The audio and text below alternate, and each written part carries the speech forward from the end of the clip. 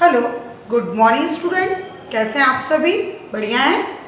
चल, आज के अपन विषय वस्तु पर आते हैं।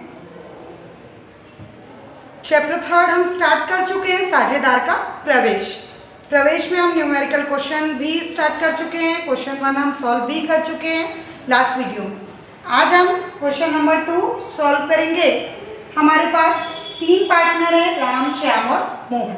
ठीक है, उनका रेशो है 10:8:4, यानी 10/22, 8/22 और 4/22। ये हमको क्वेश्चन में ऑलरेडी दिया हुआ है। नया साझेदार हमारे पास कौन आ रहा है? नवीन। वो 1/8 भाग के लिए साझेदार बन रहा है। हमारे पास ओल्ड रेशो तो दिया है और न्यू रेशो हमारे पास सिर्फ किसका दिया है? नवीन। तो पहले हमें क्या निकालना पड़ेगा? बाकी 3 साझेदार का न्यू रेशो निकालना पड़ेगा और उसके बाद हम old ratio minus new ratio is equal to sacrificing ratio ज्ञात करेंगे। तो पहले हम निकालते हैं न्यू रेशो, जैसा हमने लास्ट क्वेश्चन में किया था। 1 - 1/8, 8 का 8 में से 1 गया तो कितना आया? 7/8। ठीक है, इस 7/8 की सहायता से हम न्यू रेशो निकालेंगे। तो पहले हम r का निकालेंगे। r इज इक्वल टू 7/8 गुणे 10/22। फिर s का निकालेंगे 7/8 गुणे 8/22 और फिर निकालेंगे m का 7/8 गुणे 4/22। इस तरीके से हमने लिख लिया। अब इस को हम क्या करेंगे? सॉल्व करेंगे। ठीक है, तो 8 में 22 का इंटू करेंगे। इस तरीके से इसको सॉल्व करेंगे। 8 का 10 में इंटू किया तो यहाँ पर क्या आएगा? 70/176 इंटू किया तो 56/176 और 7 के 28/176। ठीक है, ये संख्या बड़ी है। इसको यदि हम और छोटा कर सकते हैं तो ऐसी संख्या से इसको कैंसिल करना जिससे कि हमारी ये तीनों कट जाए। तो आप देख रहे होंगे कि 2 के टेबल से ये कट रहा है। ठीक है, तो आएगा आपका यहाँ पर 2 × 6, 2 × 5 = 10 और यहाँ पर क्या आएगा? 2 × 8 = 16, 2 × 8 = 16 यानी 88। 176 किससे कट रहा है? 88 से। फिर ये भी कट जाएगा, ये कट जाएगा आपका 2 दूनी 4, 2 × 8 = 16 और फिर अपॉन 88। फिर ये भी कट जाएगा, 2 × 1 = 2, 2 चौके 8 और 88 ये भी कट गया। तो ये हमारा और छोटा हो गया अमाउंट, है ना? 176 थोड़ा सा ज्यादा था, इसको हमने और छोटा कर दिया। तो अब हम इसका एलसीएम लेने में हमको ज्यादा समस्या नहीं आएगी। न्यू साझेदार कौन है? n। n कितने भाग के लिए आ रहा है? 1/8 भाग के लिए। ऐसी कौन सी संख्या का इंटू करें ऊपर नीचे की हर समान हो जाए, 88 हो जाए? तो 11/11। 11/11 का इंटू किया तो हमारा आया 11/88। ठीक है, इस प्रकार से हमको हमारा न्यू रेशो मिल गया। न्यू रेशो हमारा क्या आया? 35:28:14:11। आप देखेंगे बुक में आपका एक आंसर आ गया। अब हमको निकालना है old ratio minus new ratio is equal to sacrificing ratio. नए साझेदार का ओल्ड रेशो तो दिया नहीं है तो ये हम निकालते नहीं, सिर्फ कितने का निकालेंगे? राम, श्याम और मोहन का, यानी 3 साझेदार का हम रेशो निकालेंगे। Old ratio minus new ratio is equal to sacrificing ratio. ये आपको आता है, लास्ट क्वेश्चन लास्ट चैप्टर में भी हमने यही सब किया है। ठीक है, तो इन तीनों का हम लिख लेंगे। तो पहले हम लिखेंगे r का, r is equal to old ratio हमारा कितना है?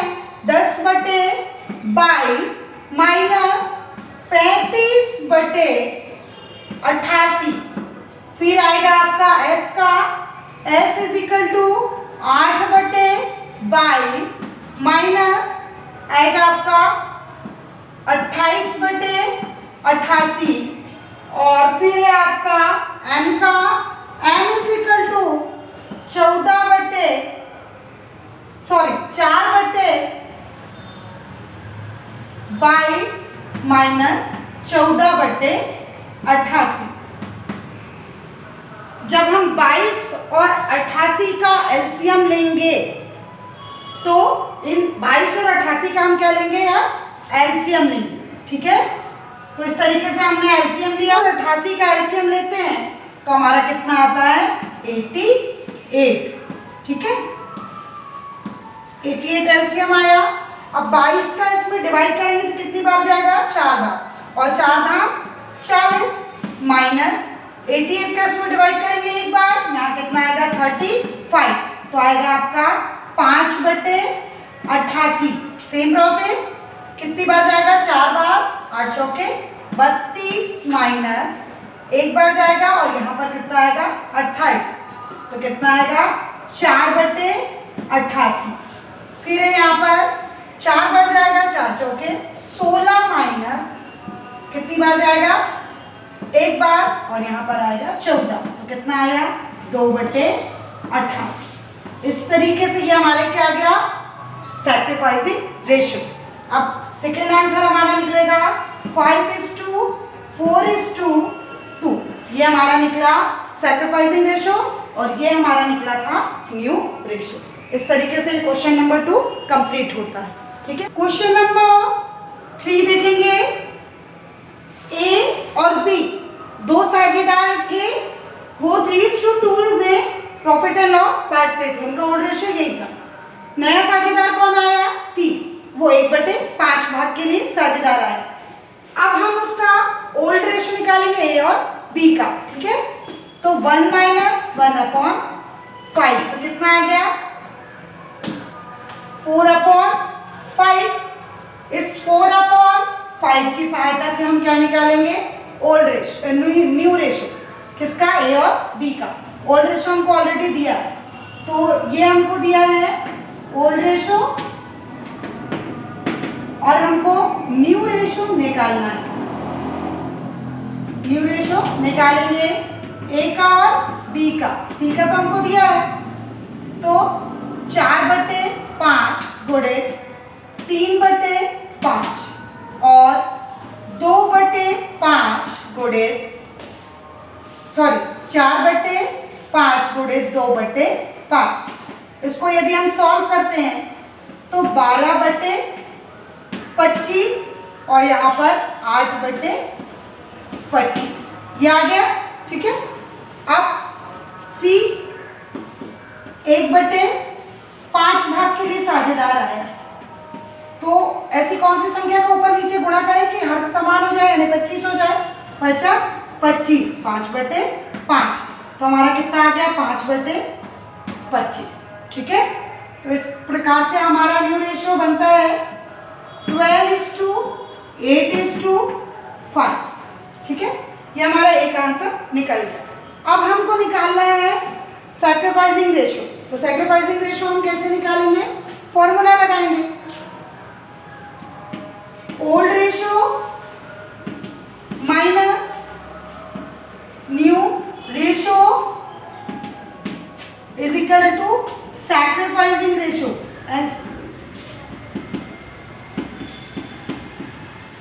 सैक्रिफाइसिंग रेशियो, ठीक है, ये फॉर्मूला लिख लिया हमने।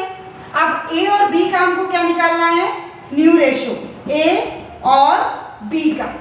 तो ओल्ड रेशियो हमको कितना दिया है 3/5 माइनस न्यू रेशियो हमारा निकला है ये 12/25 और बी का है ओल्ड रेशियो 2/5 माइनस 8/25, ये आ गया हमारा। इनका हम क्या लेंगे, एलसीएम लेंगे। ठीक है, 5 और 25 का हम एलसीएम लेंगे तो हमारा कितना आता है 25। ये 25 आया, 5 25, 5 3 15, माइनस 25 एकम 25 12, तो हमारा कितना आया 3/25। सेम प्रोसेस 5 25 5 दूनी 10 माइनस 25 एकम 25 और 1 का 8 में इंटू करेंगे तो 8, तो कितना आया हमारा 2/25। तो इस तरीके से ये हमारा क्या निकल गया सैक्रिफाइसिंग रेशो, यानी 3:2। हमारे दोनों आंसर सामने हैं। ये हमारा निकला था न्यू रेशो 12:8:5 और ये हमारा निकला सैक्रिफाइसिंग रेशो 3:2। तो इस तरीके से हमारा क्वेश्चन नंबर 3 भी कंप्लीट हो गया। ठीक है, तो इस तरीके से आपको क्वेश्चंस इस पैटर्न के बनने लगेंगे, ये साझेदार के प्रवेश के। इसके न्यूमेरिकल क्वेश्चन आगे जो आपको प्रोफार्मा यानी जिसमें हमको कैलकुलेशन ऑफ गुडविल भी करना पड़ेगा, प्रॉफिट एंड लॉस के साथ हमको पार्टनर्स कैपिटल बनाना है, तो इसके साथ हम इसके आगे नेक्स्ट वीडियो में उस टाइप के क्वेश्चंस को क्या करेंगे कंटिन्यू करेंगे। Thank you. जैसा कि लास्ट वीडियो में अभी हमने क्वेश्चन 3 तक कंप्लीट कर लिया था और उस पैटर्न के क्वेश्चन बोला था कि आप करेंगे स्वयं। ठीक है, आज हम विद एडजस्टमेंट के साथ क्वेश्चन करेंगे। मेरी बुक में क्वेश्चन नंबर 27 है साझेदार का प्रवेश यानी एडमिशन, और आप अपनी बुक में देख लेंगे आगे पीछे क्वेश्चन होंगे। क्वेश्चन रीड कर दे रही हूँ मैं। संचय अवतरित लाभ लाभ हानि खाते का हस्तांतरण एवं पुनर्मूल्यांकन के लेखें। क्वेश्चन है शिवपुर के एक कराहे एवं असलम एक फॉर्म में साझेदार हैं, वो 3:2 के अनुपात में यानी रेशो में वो लाभ हानि बांटते थे। फिर बैलेंस शीट दी है और उसके नीचे कुछ एडजस्टमेंट दिए, यानी जब नया पार्टनर आएगा तो स्वाभाविक सी बात है कि वो खाली हाथ नहीं आएगा। यदि उसको व्यवसाय की संपत्ति में हिस्सा चाहिए तो वो क्या लेकर आएगा पूंजी, पूंजी यानी कैपिटल, और यदि उसको भविष्य में होने वाले लाभ में से हिस्सा चाहिए तो वो क्या लेकर आएगा ख्याति। इसलिए जब नया साझेदार साझेदारी में प्रवेश करता है, साझेदार फर्म में प्रवेश करता है फर्म में, तो वो पूंजी और ख्याति लेकर आए। कंडीशन पर डिपेंड करेगा कि फर्म में ख्याति रखी जाएगी या नहीं रखी जाएगी, पर वो लाएगा दोनों चीज़। तो इस तरीके से कुछ एडजस्टमेंट हैं जिसमें हम बनाएंगे रीवैल्यूएशन अकाउंट। कॉलम आप परिचित हैं, पर्टिकुलर अमाउंट क्वेश्चन नंबर 27 मेरी बुक में श्योपुर वाला बहुत इंपॉर्टेंट क्वेश्चन है। पैटर्न जिस पैटर्न में करा रही हूँ उसी में करना है आपको क्वेश्चन, और बहुत इजी पैटर्न में ही बताऊंगी मैं आपको। बैलेंस शीट के अंदर बैलेंस शीट दी है और बैलेंस शीट के अंदर नीचे कुछ मदें दी हैं, उन मदों को टैली करना है बैलेंस शीट से। अब हमारे पास दो पक्ष हो गए, एक पक्ष होता है हमारे पास डेबिट, यानी आपको पता है कि लेफ्ट हैंड साइड हमारा डेबिट पक्ष होता है और राइट हैंड साइड हमारा क्रेडिट पक्ष होता है। क्रेडिट पक्ष यानी क्या होता है जमा, और डेबिट पक्ष होता है ना, यानी जितनी भी कमी होगी संपत्ति में यदि हमारी कमी हो रही है तो वो कहाँ पर आएगी डेबिट, और यदि वृद्धि हो रही है तो कहाँ में आएगी क्रेडिट में, ये रिवैल्यूएशन अकाउंट। यदि बैलेंस इस तरफ आ रहा है तो हमारा क्या है लॉस हो रहा है, प्रॉफिट हो रहा है, और यदि क्रेडिट साइड आएगा तो लॉस होगा। इसमें प्रॉफिट एंड लॉस निकलेगा, यानी पहले रिवैल्यूएशन बनाएंगे। अब रिवैल्यूएशन में किन किन मदों को शामिल किया जाए, इसमें सिर्फ उन्हीं मदों को शामिल किया जाएगा जिसका एडजस्टमेंट दिया है।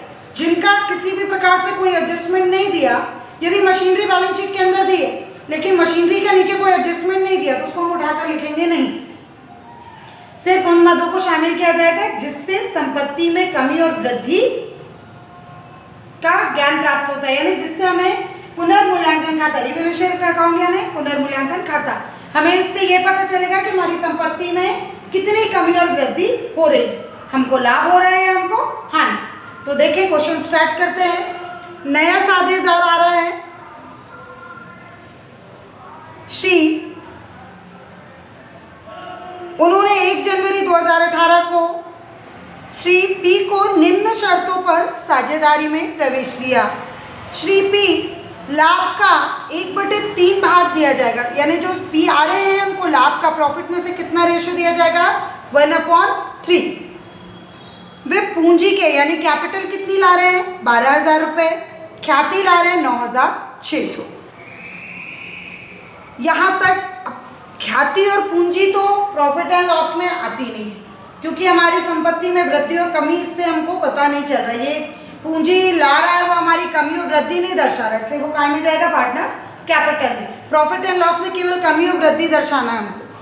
नेक्स्ट है पॉइंट 3 पर देखेंगे, भवन का मूल्य 30,000 रुपये और मशीनरी का मूल्य 8,000 रुपये रखा गया। ये बाद में तय हुआ। बैलेंस शीट के अंदर टैली करते हैं हम।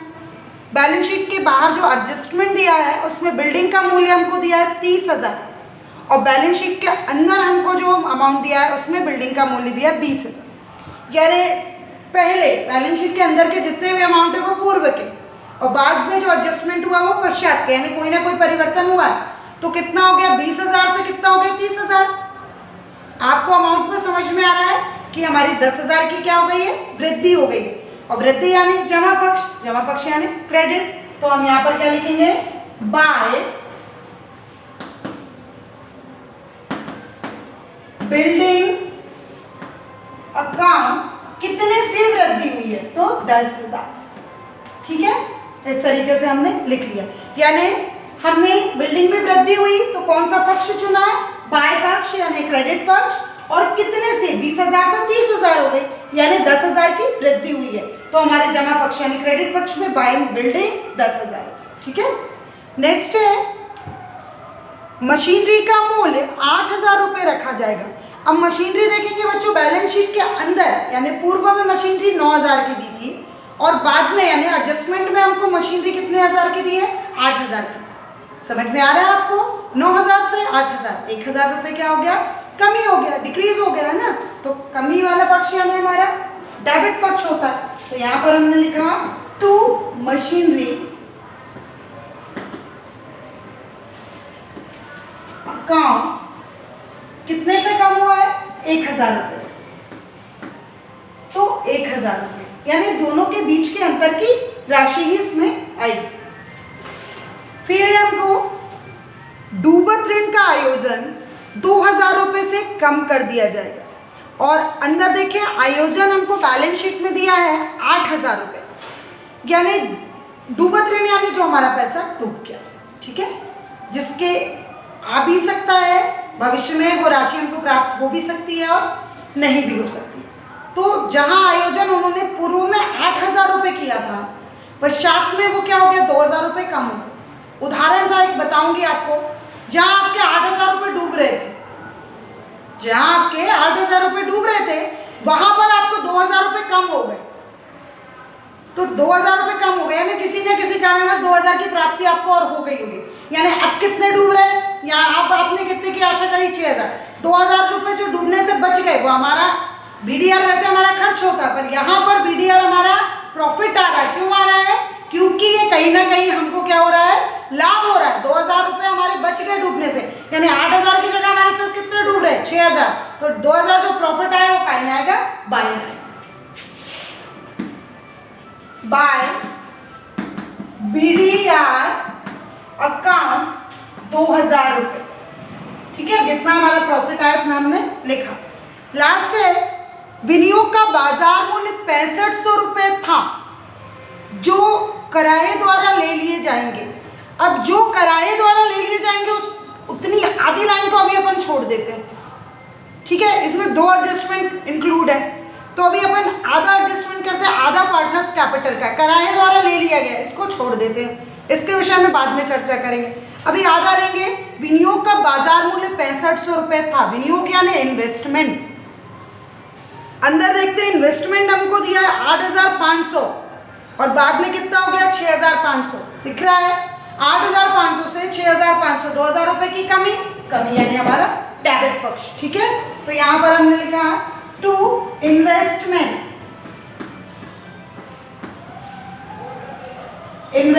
अकाउंट 2,000 रुपये। बस बैलेंस शीट में तो बहुत सी मदद दी है हमको, डेटर्स दिए हैं और आपको कैश भी दिया, कैश इसमें आती नहीं है, और भी ऐसा फर्नीचर देगा, बिल्डिंग दी, मशीनरी दी, फर्नीचर दिया, टाइपराइटर दिया, बहुत सारी एसेट्स दे देंगे, बहुत सारी लायबिलिटीज दे देंगे। लेकिन यदि उसका एडजस्टमेंट नहीं दिया तो हम इसमें शामिल नहीं करेंगे। हमको सिर्फ इतना ही एडजस्टमेंट दिया था, इसलिए हमने केवल इन मदों को शामिल किया। इन मदों की सहायता से हम क्या निकालेंगे, प्रॉफिट एंड लॉस, और उसके बाद क्या बनेगा, पार्टनर्स कैपिटल।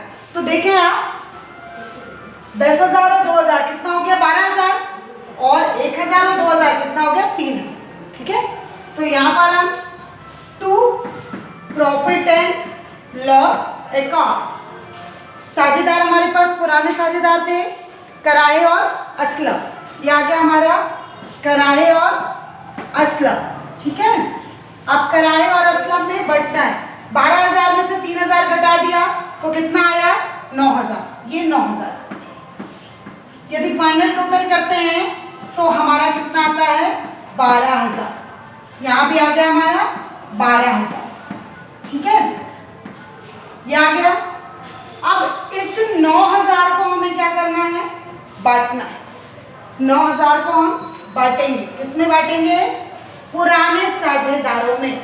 पुराना लाभ पुराने साझेदारों के पुराने अनुपात में बंटता है, पुराने अनुपात यानी ओल्ड रेशो में।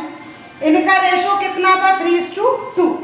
ठीक है, अब 3:2 यानी ये रफ वर्क है, थोड़ा सा देखेंगे, 3:2 इसमें बांटना है, यानी 3/5, 2/5। तो हम 9,000 का निकालेंगे, 9,000 गुणे 3/5, 9,000 गुणे 2/5 क्वेश्चन करते हैं तो हमारा आता है 5,400 और 3,600। ये कैलकुलेशन आप स्वयं भी करके देखेंगे, यानी 5400 और 3600।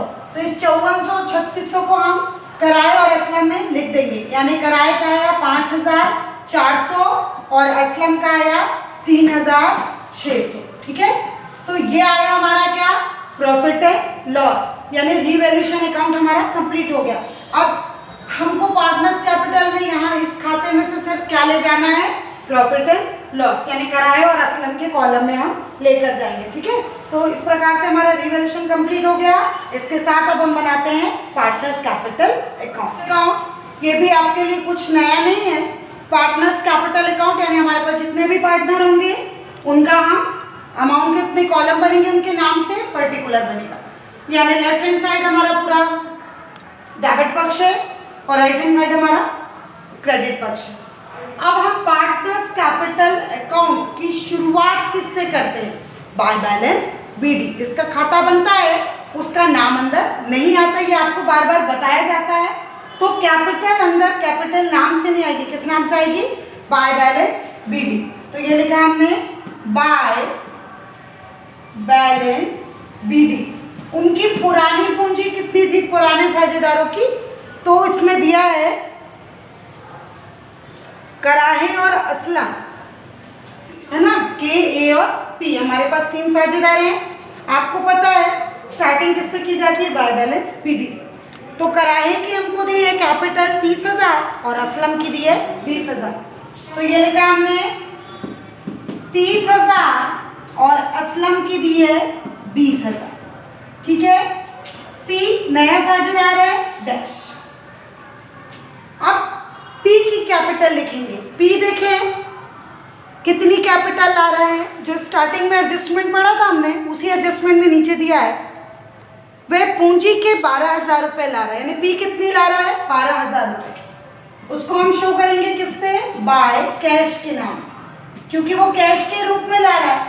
बाय कैश अकाउंट पी के कॉलम में जाएगा 12,000 रुपये। ठीक है, पी के कॉलम में कितना गया, 12,000 रुपये। अब वो 2 चीज ला रहा है, कैश ला रहा है और कैपिटल ला रहा है।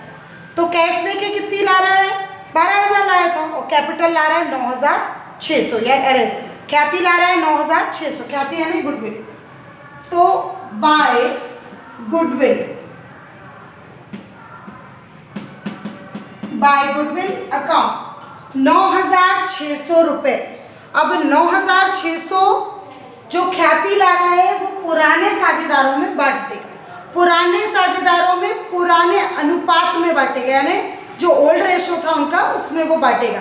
तो ओल्ड रेशो उनका क्या था 3:2, ठीक है। तो 9600 का 3/5 गुणे 2/5 हम निकालेंगे। 9600 जो गुडविल आई है उसको 3:2 में बांटना है, ठीक है, यानी 3/5 और 9600 गुणे 2/5।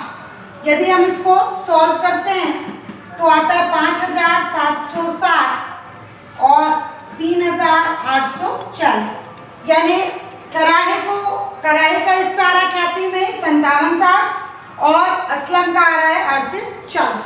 तो हम इनके कॉलम में लिख देते हैं 5760 और 3840 और पी के कॉलम में जाएगा डैश। यानी ध्यान रखें कि नया साझेदार दो चीज लेकर आता है, क्या, एक ख्याति और एक पूंजी। पूंजी वो अपने खाते में रखेगा और ख्याति पुराने साझेदारों के पुराने अनुपात में बांट देगा।